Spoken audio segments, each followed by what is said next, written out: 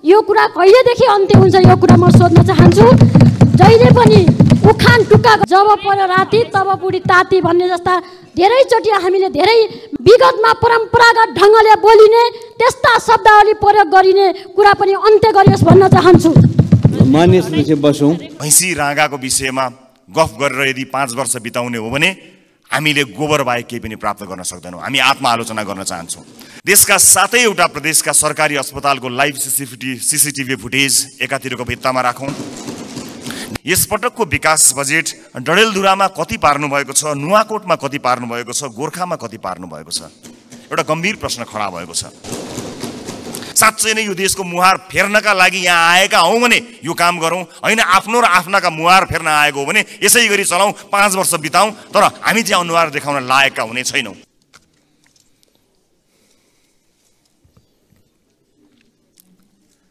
सम्माननीय सभामुख महोदय, म आजको विषयवस्तुमा प्रवेश गर्नुभन्दा अगाडि केही कुरा स्पष्ट गर्न चाहन्छु। जनतामा भ्रमित हुने गरी जबरजस्ती फैलिएका प्रोपागान्डाहरूको प्रतिकार गर्न र सत्य सन्देश प्रवाह गर्नका लागि एक जिम्मेवार जनप्रतिनिधिका हैसियतले आफ्नो दृष्टिकोण जनता समक्ष पुर्याउने थलो पनि संसद भएका हुनाले म यो अनुमति चाहन्छु।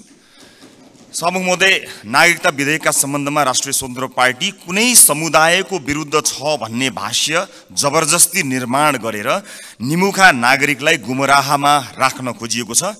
त्यसो गर्नेहरूलाई म यति मात्र भन्न चाहन्छु कि राजनीतिसँग कुनै सरोकार र भोट बैंकको कुनै आवश्यकता नहुँदा पनि प्राकृतिक विपत्ति, वैदेशिक रोजगारीका समस्या र मिटर ब्याज जस्ता विषयमा आवाजविहीन मधेसी जनताको पक्षमा हामी उभिएको संसार साक्षी छ।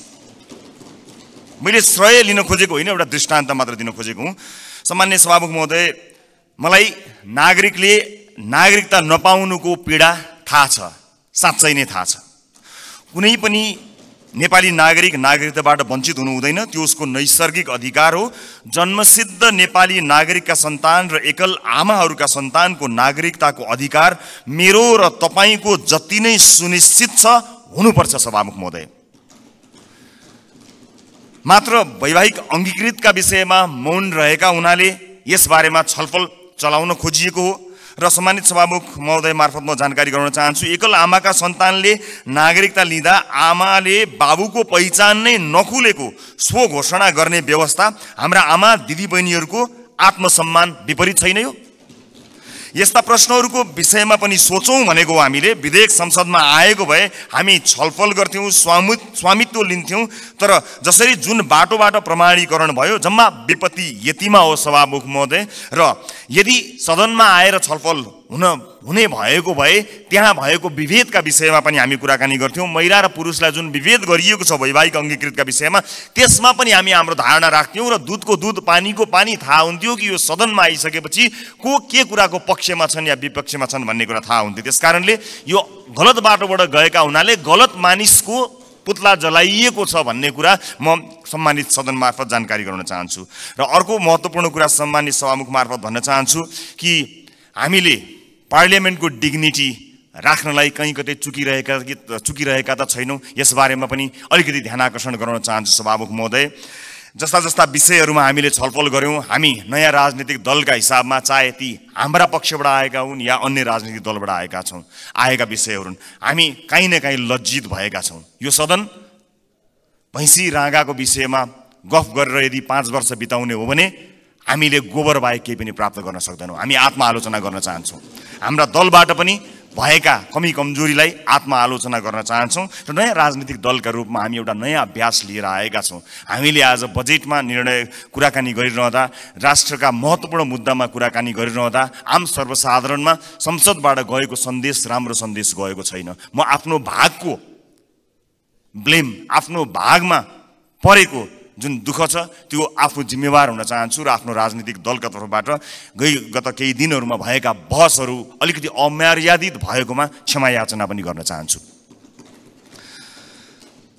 सम्मान्य सभामुख महोदय, म अब विषयवस्तुमा प्रवेश गर्न चाहन्छु। आगामी आर्थिक वर्ष 80-81 का लागि सरकारले गत 1 महिनामा विनियोजन विधेयकका प्राथमिकता, त्यसपछि नीति तथा कार्यक्रम अनि अहिले बजेट बारेमा बजेट प्रस्तुत गरेको छ। यी कार्यक्रमहरू हेर्दा मनमा एउटा प्रश्न जन्मिएको छ सभामुख महोदय, सरकारले प्रस्तुत गरेको यो विनियोजन विधेयकका प्राथमिकता, नीति तथा कार्यक्रम र बजेट एउटै सरकारले ल्याएर आएको हो कि फरक फरक सरकारको पालामा आएको हो भन्ने कुरामा म चाहिँ अलिकति दोधारमा परेको छु। किनभने यी कार्यक्रमहरू बीच तालमेल कहीँ कतै भेटिएको छैन। यसबारेमा छुट्टै बहस गरौँला। तर अहिले म बजेटमा केन्द्रित भई केही कुराहरू राख्न चाहन्छु। सम्माननीय सभामुख महोदय, एउटा उदाहरण मात्र यहाँ प्रस्तुत गर्न चाहन्छु। मान्नुहोस् कुनै एउटा परिवार छ, त्यो परिवारका 4 सदस्यले कमाउँछन्। एकजना सरकारी जागिरे छ भन्ठान्नुहोस्, एकजना कृषि कार्य गर्छ, एउटा खुद्रा पसल चलाउँछ, अर्को एउटा वैदेशिक रोजगारीमा जान्छ। त्यस परिवारको घरमुलीले आउने वर्ष हाम्रो प्रत्येक सदस्यको आम्दानी एउटा 5% भनौँ न, 5%ले बढ्छ भनेर हिसाब देखायो भने कसरी पत्याउने? घरमुलीले हिसाब देखाए जस्तो सबैको आम्दानीको वृद्धि दर एउटै कसरी हुन सक्छ सभामुख महोदय? जस्तै सरकारले दिने पारिश्रमिकको कुरा, त्यसको वृद्धि दर सरकारले निर्धारण गर्छ। व्यापारबाट हुने आम्दानीको त्यसको चाहिँ बजारको व्यवस्थापनले निर्धारण गर्छ। वैदेशिक रोजगारीमा हुने कुरा रोजगारदातामा भर पर्छ, श्रमको माग अनुसार भर पर्छ, ती देशको नीतिले निर्धारण गर्छ। कृषिबाट हुने आम्दानी, उत्पादनको अवस्था, बिक्री मूल्यहरूले निर्धारण गर्छन्। मैले दृष्टान्त दिएको घरमुलीको त्यो 5% को बेसुरा अनुमानको उदाहरण हाम्रो अर्थमन्त्रीज्यूको अनुमानसँग ठ्याक्कै मिल्छ कि भन्ने मलाई लागेको छ। यो बजेटमा माननीय अर्थमन्त्रीज्यूले चालु आर्थिक वर्षको जम्मा राजस्वको संशोधित अनुमानभन्दा आगामी आर्थिक वर्ष चाहिँ 24.37%ले राजस्वको वृद्धि हुने अनुमान गर्नुभएको छ। यो अङ्क याद गर्नुहोला माननीय सदस्यहरू, 24.37। यस बजेटमा माननीय अर्थमन्त्रीज्यूले राजस्वका 90 वटा शीर्षकहरूमध्ये 68 वटा शीर्षकहरूबाट प्राप्त हुने राजस्वको मूल्य दर 24.37% नै हुन्छ भन्ने अनुमान गर्नुभएको छ। साथै राजस्वका मुख्य आधारहरू जस्तै कर, गैर करको दुवैको वृद्धि दर पनि 24.37% अनुमान गर्नुभएको छ। त्यसैगरी करका स्रोतहरूमा आय, मुनाफा तथा पुँजीगत लाभमा लाग्ने कर, वस्तु तथा सेवामा आधारित कर र वैदेशिक व्यापारमा लाग्ने कर सबैको वृद्धि दर 24.37% हुन्छ भन्ने अनुमान गर्नुभएको छ। सम्माननीय सभामुख महोदय, होलसेलमा गरिएको यस्तो अनुमानबाट यो पुष्टि हुन्छ कि यो बजेटको लेखन एउटा झाडा टार्ने काम र एउटा गैर जिम्मेवारी काम भएको अथवा हेलचेक्राइपूर्ण ढङ्गबाट गरिएको हो कि भन्ने आशंका गर्ने प्रशस्त ठाउँहरू रहेको छ। यद्यपि यो रेभेन्यू फोरकास्टरको रूपमा म आफूलाई प्रस्तुत गरिरहेको छैन र यो रेभेन्यू फोरकास्टिङको विज्ञ पनि म होइन। तर यसरी यो कुनै एउटा कम्प्युटरमा एउटा एक्सेल सिटमा चालु आर्थिक वर्षको अङ्क राखेर त्यसमा चाहिँ 24.37% जोडेर राजस्व वृद्धिको अनुमान, यो चाहिँ जो कोहीले पनि गर्न सक्ने म देख्दछु। फेरि पनि म जोड लगाउँछु कि म रेभेन्यू फोरकास्टिङको विज्ञ चाहिँ होइन। यस्तो हचुवाको भरमा अनुमानित बजेट प्रस्तुत गर्नलाई विद्वान अर्थमन्त्री अथवा विद्वान अर्थ मन्त्रालयका उच्च पदस्थ अधिकारीहरूको आवश्यकता पर्दैन भन्नका लागि चाहिँ रेभेन्यू फोरकास्टर हुनु पर्दैन भन्ने मलाई लाग्दछ। सभामुख महोदय, मैले नेपालको विगत केही वर्षको राजस्व, कर र गैर करका वृद्धि दर पनि हेरेको छु, जसमा कुनै पनि वर्ष हाम्रो राजस्वको वृद्धि दर, करको वृद्धि दर र गैर करको वृद्धि दर समान छँदै छैन। सभामुख महोदय, बजेट निर्माण प्रक्रियामा राजस्वको अनुमान नै यस्तो प्रमुख आधार स्तम्भ हो जसको आधारमा विभिन्न क्षेत्रमा गरिने खर्च तय गरिन्छ। चालु आर्थिक वर्षको प्रक्षेपित राजस्व करिब 14 खर्ब उठ्न नसक्ने भई संशोधित अनुमान करिब 11 खर्बमा झार्नु परेको यो विषम अवस्थामा अर्थमन्त्रीज्यूले आगामी आर्थिक वर्षको बजेट प्रस्तुत गरिरहँदा जम्मा राजस्वको करिब 93% भन्दा बढी उठ्ने अनुमान गरिएको राजस्वका शीर्षकहरूबाट प्राप्त हुने राजस्वको वृद्धि दर एउटै 24.37% हुने अनौठो अनुमानले हामीलाई कहाँ पुर्याउने हो भन्ने एउटा ठूलो प्रश्न खडा भएको छ। चालु आर्थिक वर्षमा लक्ष्य अनुसार राजस्व सङ्कलन हुन नसक्दाको परिणाम स्थानीय तहमा हस्तान्तरण हुने समानीकरण अनुदानको 50% कटौती गर्ने अवस्थामा सरकार पुगेको सर्वविदितै छ। यस्तो हचुवाको भरमा प्रक्षेपण गरिएको राजस्वमा आधारित आगामी वर्षको बजेटले हामीलाई, यो मुलुकलाई कहाँ पुर्याउने हो ठूलो प्रश्न खडा भएको छ। राष्ट्रको ढुकुटीमा सङ्कलन हुने अनुमान हचुवाको भरमा भएको बजेटमा आधारित खर्चका कार्यक्रमहरू कसरी विश्वासिला हुन सक्छन्? सभामुख महोदय, मेरा पार्टीका मान्य सदस्यहरूले बजेटका कार्यक्रमको बारेमा पनि आफ्नो मन्तव्य राखिरहँदा हाम्रो पार्टीको धारणा पनि राख्नुभएकै छ र म पुनः दोहोऱ्याउँदै यो गरिमामय सदनको समय बर्बाद गर्नतिर लाग्दिन। तसर्थ सम्माननीय सभामुख महोदय मार्फत हाम्रा विद्वान अर्थमन्त्रीज्यूलाई विश्वमा इमान्दार, मेहनती र कर्तव्यनिष्ठ भनी पहिचान बनाएका सम्पूर्ण नेपाली आमा बुवा दाजुभाइ तथा दिदीबहिनीहरूको जनप्रतिनिधिको हैसियतले केही प्रश्नहरू राख्न चाहन्छु। 1, कर र गैर करलाई प्रभाव पार्ने विषयवस्तु र क्षेत्र फरक हुन्छन् भने एउटै दरमा वृद्धि कसरी सम्भव हुन्छ? 2, कुल राजस्व र कर वृद्धिको दर एउटै कसरी हुन्छ? 3, कुल राजस्व र गैर करको वृद्धि एउटै कसरी हुन्छ? 4, अझै उदेक लाग्दो चाहिँ कर र गैर कर जसको आधार र प्रकृति बिल्कुल भिन्न हुन्छ, यिनीहरूको वृद्धि दर कसरी एउटै हुन्छ? मेरो प्रश्न। 5, करका विभिन्न स्रोतहरूको वृद्धि दर फेरि एउटै कसरी हुन्छ? 6, राजस्वका 90 शीर्षकहरूमध्ये 68 वटा शीर्षकहरूबाट प्राप्त हुने राजस्वको वृद्धि दर एउटै कसरी हुन्छ? यी प्रश्नहरूले यस्तो हचुवाको भरमा प्रक्षेपित राजस्वको आधारमा खर्च गर्न बजेटमा प्रस्ताव गरिएका विभिन्न कार्यक्रमहरूको बारेमा छलफल र टीका टिप्पणी गर्नुको कुनै औचित्य छ कि छैन भन्ने कुरा खडा गरेको छ सभामुख महोदय।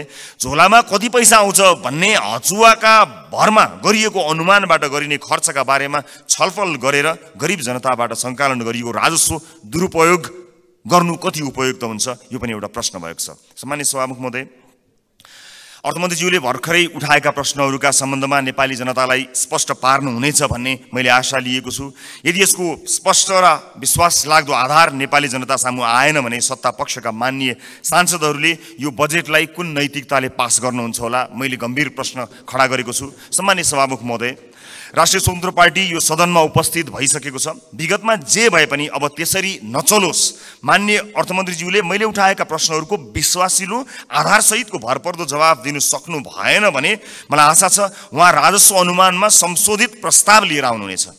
हामी सृजनात्मक र रचनात्मक प्रतिपक्षको भूमिका निर्वाह गर्दै उहाँको संशोधित बजेटलाई पारित गराउन फेरि अग्रणी भूमिका निर्वाह गर्नेछौँ।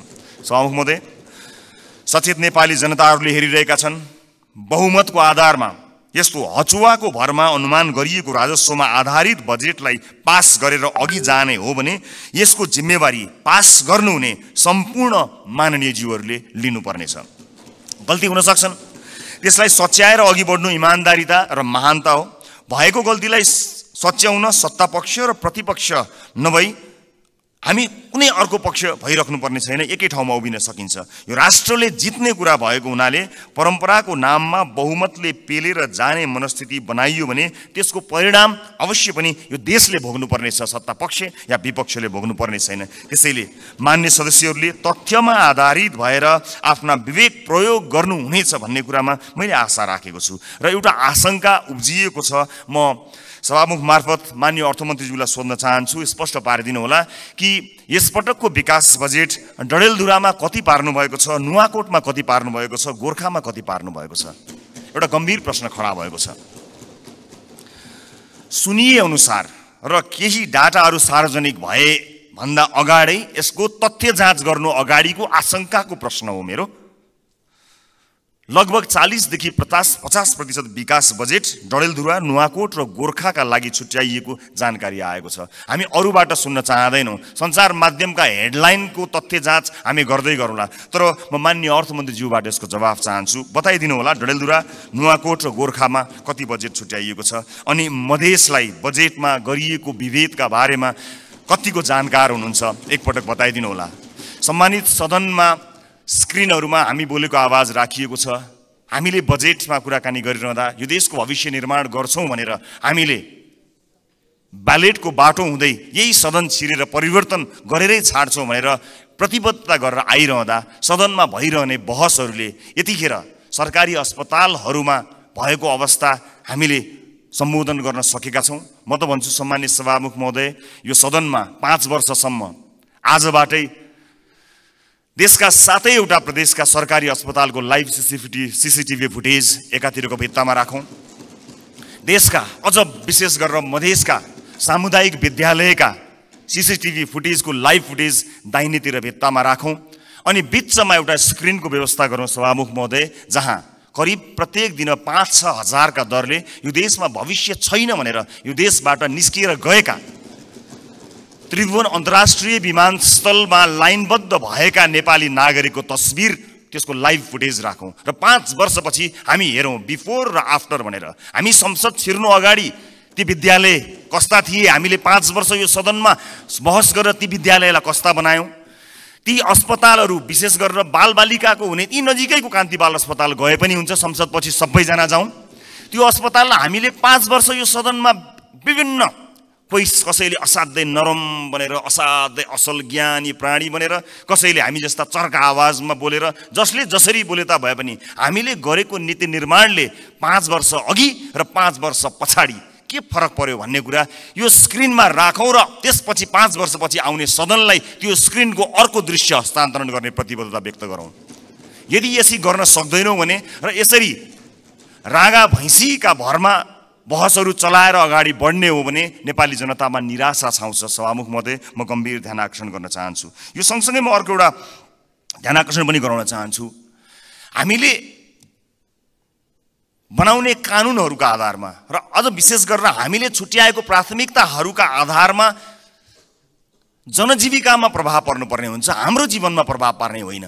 तपाईँ हाम्रो जीवनमा आज यो सम्मानित सदनभित्र आएका हामीहरू नेपाली नागरिकलाई केही भनेर यहाँ आएका छौँ, तर आज सम्बन्धित मन्त्रीका जिल्लाहरूमा अलिकति पहुँच भएका सांसदहरूका जिल्लाहरूमा जसरी बजेट बाँडफाँड गर्ने कार्य भएको छ, के तपाईँलाई लाग्छ यसपछि फेरि पनि जनताका माझमा हात जोडेर भोट माग्न जाँदाखेरि हामीले यही 5 वर्षका गतिविधि र यिनै बजेटहरू यिनैका आधारमा नेपाली जनताले हामीलाई पत्याएर भोट दिनेछन्? दिने छैनन्। यदि नेपाली जनताले विवेक प्रयोग गरे भने दिने छैनन्। र जुन किसिमको बहस सम्मानित सदनमा केही दिन अगाडि भयो, त्यो बहस यदि निरन्तरता हुने हो भने सम्मानित सभामुख महोदय मार्फत भन्न चाहन्छु, म चाहिँ नेपाली जनतालाई अनुहार देखाउने हैसियतको रहने छैन। त्यसकारणले यो सदनमा हुने बहस अत्यन्त महत्त्वपूर्ण बनोस्, यहाँ हुने सरसल्लाहहरू महत्त्वपूर्ण बनुन् भन्ने कुराको ध्यान आकर्षण गर्न चाहन्छु र आफ्ना दलका तर्फबाट म यसको प्रतिबद्धता पनि व्यक्त गर्न चाहन्छु। सञ्चार माध्यममा आएका विषयलाई लिएर नै हामी कहिलेकाहीँ सदन अवरुद्ध पनि गर्दा रहेछौँ, त्यसको फ्याक्ट चेक गर्नु पनि महत्त्वपूर्ण हुने रहेछ। मैले निर्ममतापूर्वक भन्नै पर्छ, केही, सबै होइनन्, केही सञ्चार माध्यमहरूमा कयौँ व्यापारी व्यवसायीहरूले लगानी या विज्ञापनबाट प्रभाव पारेका छन्। यो सत्य हो। बोल्न धेरैजना किन डराउनुहुन्छ भने ती सञ्चार माध्यमहरूले गलत लेखिदिँदा आफ्नो छवि बिग्रन्छ भन्ने डरले कयौँ मान्यहरू बोल्नुहुन्न, तर त्यसो भन्न मिल्दैन। त्यसैमा आएको समाचारले संसदमा हङ्गामा मचाइरहँदाखेरि त्यो जसले समाचारलाई प्रभावित पार्न खोज्यो कुनै व्यापारी, उसले कति रमाइलो मान्दो हो। यो सदन कुनै एउटा हेडलाइनमा उचालिने ठाउँ होइन, त्यसको वास्तविकता जाँच गर्नुपर्छ, त्यसलाई परख्नुपर्छ, अनि त्यसपछि आवश्यक भए मात्र सदन घेरिनुपर्छ, सदनमा हो हल्ला गर्नुपर्छ। यो मैले आफैलाई बढी प्राथमिकता दिएर भनेको, मैले कुनै दललाई भनेको होइन। हाम्रो दल पनि यसमा सहभागी छ। त्यसकारणले हामी केही नयाँ गरौँ भनेर आएका दलहरू हामी पुरानै शैलीमा गयौँ र हामी पनि त्यही रोगमा लाग्यौँ भने मैले अघि भने जस्तै हामीले प्राप्त गर्ने भनेको यी गाई र भैँसीका अथवा भैँसी र रागोका कुराकानी गऱ्यौँ भने अन्त्यमा हामीले प्राप्त गर्ने भनेको त्यो गोबर बाहेक केही पनि होइन। मैले सम्मानित सदनलाई यो कुरा जानकारी गराउनै पर्नेछ। सम्मानित सभामुख महोदय, यस सदनमा हामीले नेपाली जनताका लागि नीतिहरू बनाइरहँदा र विशेष गरेर बजेटमा प्राथमिकताहरू छुट्याइरहँदा हामीले छुट्याएको प्राथमिकताले आम नागरिकको जीवनलाई छुन सकेनछ भने, आम नागरिकको दैनिकीलाई प्रभाव पार्न सकेन भने हाम्रो लागि त्यो दुर्भाग्यको विषय हुन्छ।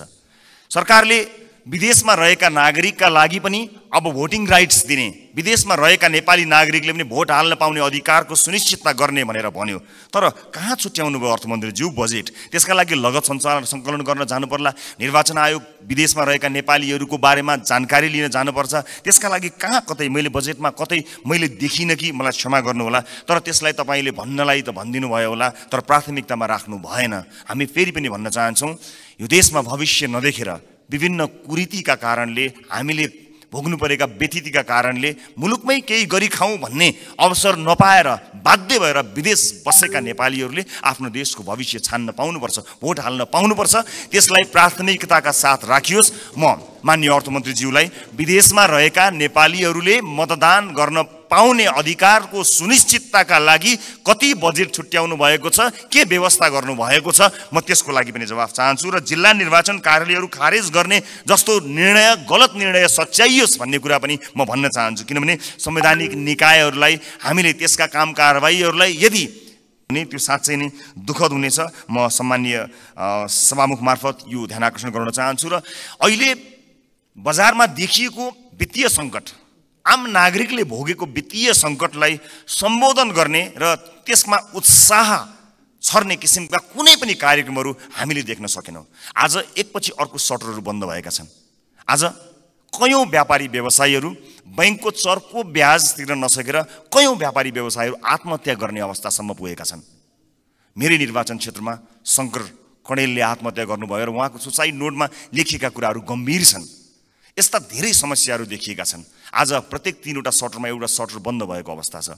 आज सहकारीहरूका कारणले गर्दाखेरि जुन किसिमको बिल्लीबाट मानिसहरूको भएको छ, त्यसलाई सरकारले गम्भीरतापूर्वक सम्बोधन नगर्ने भयो भने धेरै मानिसहरू सडकमा आउन बाध्य भएका हुन्छन् र बेवस भएर यो मुलुक छोडेर विदेशमा रोजगारीका लागि जानुपर्ने अवस्था सिर्जना हुन्छ। अनि विदेशमा रोजगारीका लागि जानु पर्दाखेरि विदेशमा भएका हाम्रा राजदूतावासहरूको संयन्त्रले लाखौँको सङ्ख्यामा भएका नेपाली नागरिकहरूलाई सम्बोधन गर्नै सक्दैन।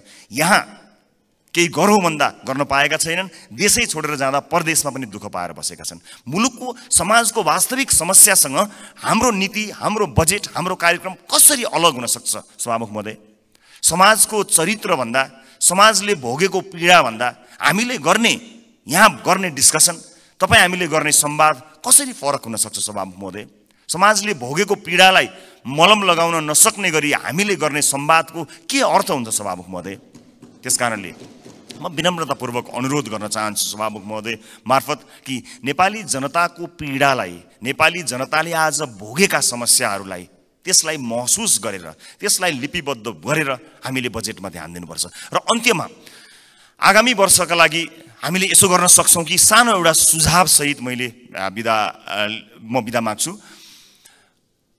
बजेट बन्नुभन्दा 4-5 महिना अगाडि हरेक राजनीतिक दलका अझ विषयविज्ञहरू छन् भने उनीहरूलाई सहभागी गराएर प्राथमिकताका क्षेत्रहरू छुट्याउँ।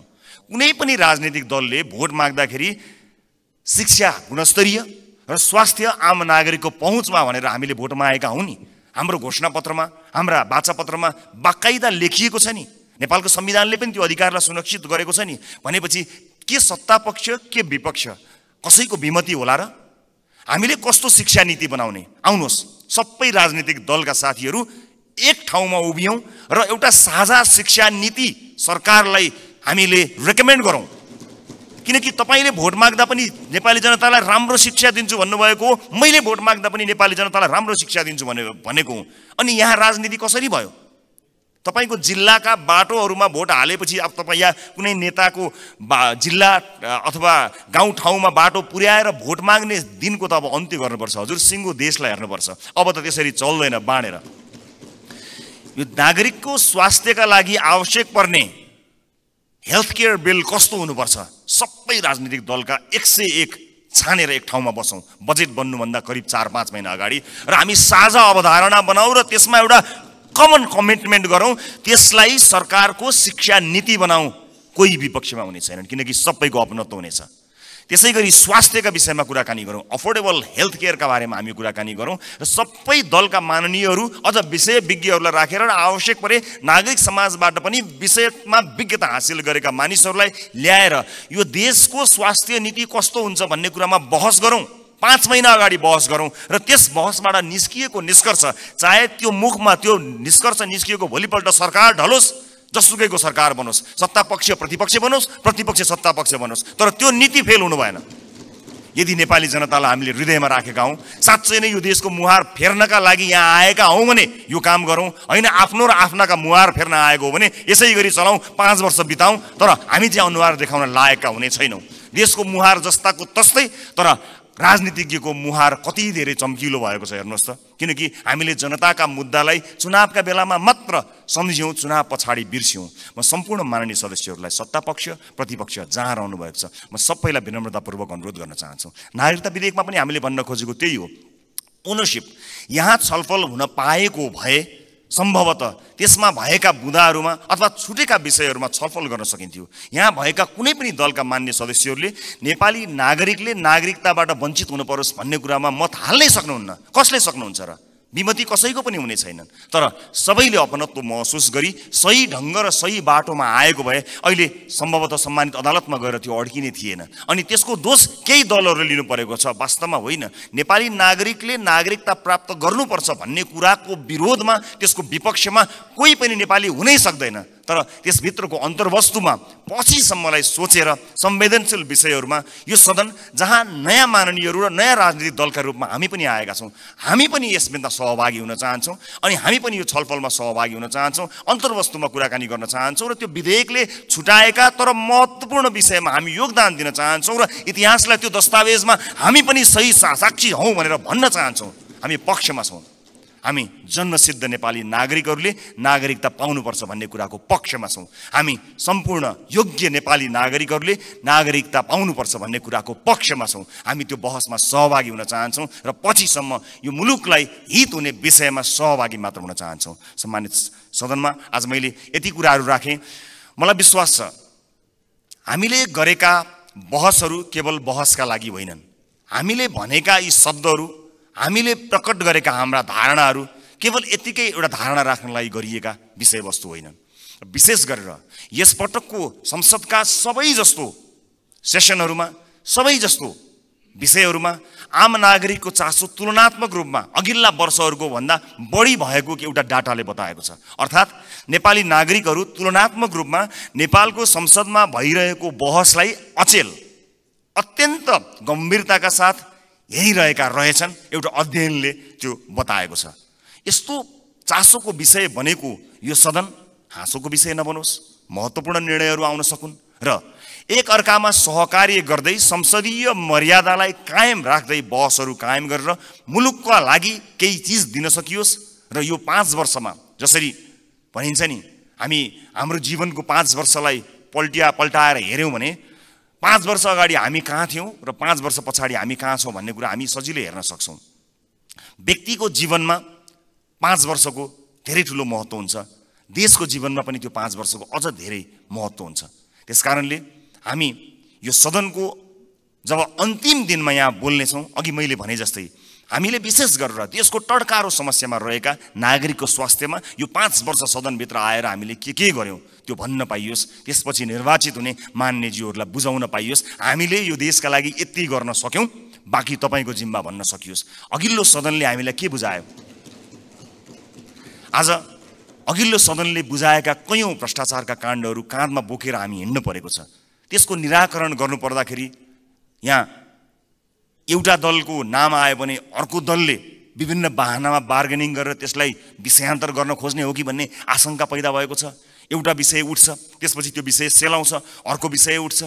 कता कता आशंका पैदा भएको छ। मैले भनेको थिएँ कि कहीँ पुराना राजनीतिक दलहरू एक अर्काको पोल खुल्ला भनेर आत्तिएका त छैनन्, विषयान्तर गर्न लागिरहेका त छैनन्। हामीलाई डर भएको छ। नेपाली जनताले नयाँ म्यान्डेट दिएर पठाएको राजनीतिक दलका रूपमा हामी पुराना माननीयज्यूहरूबाट सिक्न चाहन्छौँ, बुझ्न चाहन्छौँ। तपाईँको राजनीतिक लडाइँ र तपाईँको राजनीतिक इतिहासको मानमर्दन गर्ने हाम्रो ध्येय कहीँ पनि छैन। कुन सङ्घर्षले तपाईँले आज यो दिन ल्याउनु भएको छ? हामी त सजिलै राजनीतिमा आयौँ। साँच्चै भन्नुपर्दा हामीलाई राजनीतिमा त्यो सङ्घर्ष गर्नु परेन। तपाईँहरू त राज्यले लखेटेको, राज्यले मार्छु भनेको, भूमिगत बस्नु परेको, जेल जीवन बिताउनु भएको त्यति ठुलो सङ्घर्ष गरेर तपाईँहरूले यहाँ ल्याउनु भएको छ। हामीलाई गर्व छ तपाईँहरूप्रति। तर गर्व गर्न लायक, तपाईँको इतिहासमा गर्व गर्न लायक वर्तमान भइदियोस् भन्ने मात्र हाम्रो चाहना हो। एक अर्काप्रतिको वैमनस्यता, एक अर्काप्रतिको तिक्तता सम्मानित सदनमा तपाईँहरू पुखिरहँदा हामी के हेर्ने, मुस्कुराउने कि ताली पड्काउने कि ढ्याप गर्ने कि मुख छोप्ने, त्यस्तो अवस्था हामीलाई सृजना नगरिदिनु होला। किनकि नेपालको राजनीतिमा तपाईँले दिनुभएको योगदानको हामी कदर गर्न चाहन्छौँ। हामी त्यो पुस्ता बन्न चाहन्छौँ जो अघिल्लो पुस्ताले गरेको राजनीतिक योगदानको उच्च मूल्याङ्कन गर्न सकोस्। तर सम्मानित सदनमा एउटा पार्लिमेन्टको डिग्निटीलाई नै हल्ल्याइदिने किसिमका गतिविधि हुँदाखेरि कता कता हामीलाई पनि त्यो रोग सरे जस्तो पनि कहीँ दिनमा भयो।